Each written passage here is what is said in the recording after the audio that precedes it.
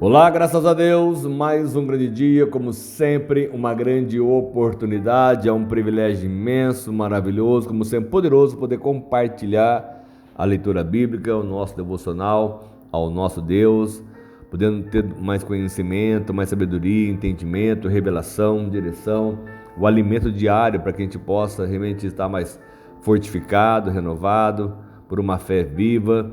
E quanto mais nós cremos nas suas palavras, na direção que Ele nos dá, através de cada momento que Ele fale conosco, nosso coração, nossa alma, isso tem que nos alegrar abundantemente.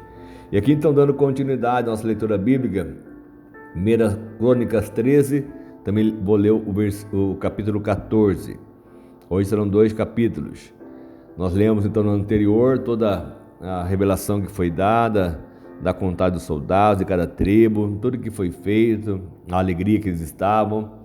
E aí então Davi, depois de consultar todos os seus oficiais, os comandantes de 1000 e de 100, Davi disse a toda a Assembleia de Israel: se vocês estão de acordo e se essa é a vontade do Senhor, o nosso Deus, enviemos uma mensagem aos nossos irmãos em todo o território de Israel e também aos sacerdotes, aos levitas que estão com ele em suas cidades, para virem unir-se a nós. Vamos trazer de volta a arca do nosso Deus, pois não nos importamos com ela durante o reinado de Saul. Olha só então como essa frase aqui é bastante importante nós meditarmos nela. Davi então, com seu coração movido de todo o amor pelo próprio Deus, a compaixão por aquilo que ele confiava, ele acreditava, e quando ele teve a oportunidade como rei, já reinando, governando sobre Israel, porque ele viu que no tempo de Saul a arca não tinha tanta importância assim no reinado de Saul. E toda a Assembleia concordou, por isso pareceu bom ao povo, a todo o povo. Então ele consultou os oficiais, ele buscou. Então Davi reuniu todos os israelitas, desde o rio Sior, no Egito, até Lebo Amate, para trazer de Kiriat Jearim a arca de Deus. Davi e todos os israelitas foram a Baalá, que é Kiriat Jearim, em Judá, para buscar a arca de Deus, o Senhor que tem o seu trono entre os querubins, a arca sobre a qual o seu nome é invocado. E da casa de Abinadab levaram a arca de Deus num carroção novo, conduzido por Uzá e Aiô. Davi e todos os israelitas iam dançando e cantando com todo vigor diante de Deus, ao som de harpas, liras, tamboris, símbolos e corneta. Então estavam felizes porque estavam levando a arca de Deus para Jerusalém. Mas quando chegaram à ira de Quidom, Uzá esticou o braço e segurou a arca, porque os bois haviam tropeçado, e a ira do Senhor acendeu contra Uzá, e ele o feriu por ter tocado na arca, e Uzá morreu ali mesmo diante de Deus. Olha só que fatalidade. Pastor, mas como Deus é mau? Não. Deus ele tem toda a sua forma de trabalhar. Nós lemos já no passado que coisas que aconteceram, aonde tentaram o Senhor com a arca, quando ela foi levada pelos filisteus com Dagon, quando ela voltou, como o povo realmente se contaminou e morreu muita gente naquela época. Até no exato momento não, mas tantas pessoas foram tentar o próprio Senhor e realmente foram a óbito. E este Uzá, ainda que ele tinha, vamos assim dizer pela palavra, as boas intenções, só que ele tocou em algo que não era permitido. E naquele momento que ele tocou na arca, Deus o fulminou. Davi ficou até contrariado, porque o Senhor em sua ira havia fulminado Uzá, pois até hoje aquele lugar é chamado Perez Uzá. Pois naquele dia Davi teve medo de Deus, porque nós precisamos temer o Senhor de verdade. Não é apenas falar que nós tememos a Deus, é um temor maior. Naquele dia Davi teve medo de Deus e se perguntou: como vou conseguir levar a arca de Deus? Por isso desistiu de trazer a arca para a cidade de Davi. E em vez disso levou-a para a casa de Obed-edom, que é em Gate. E a arca de Deus ficou na casa dele por 3 meses, e o Senhor abençoou a sua família e tudo o que ele possuía, porque somente os levitas tinham toda a condição de levar, carregar, tocar, o que Deus consagrou para isso. E aí então no 14, Irão, o rei de Tiro, enviou a Davi uma delegação que trouxe toras de cedro, também pedreiros e carpinteiros, para lhe construir um palácio.